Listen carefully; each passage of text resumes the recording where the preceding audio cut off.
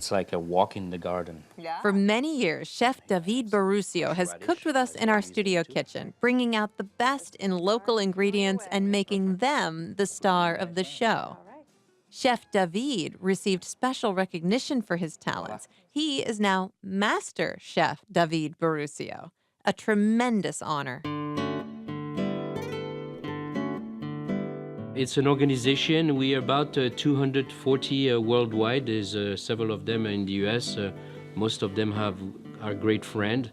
And I was very honored when I was introduced to that. He came to Iowa and inspect me. Daniel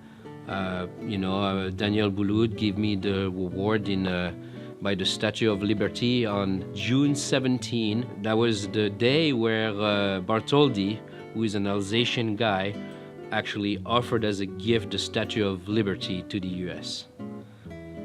180 some years ago. So it was, the best part of that, you're a master chef, okay, it's great, it's a reward.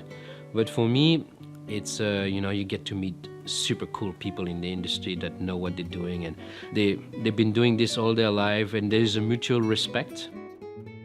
For me also, it's, you learn every day. And the minute you say, oh, I'm bored, I'm not learning, is because you have decided not to learn anymore, but you learn. For me, that's the attraction, learning. And of course, he opened the door to the world. I've been all over the world seeing cool things, new food, new experience, and that's just fantastic. You go somewhere and you see people that it's street food in Thailand, to a fine dining restaurant in New York.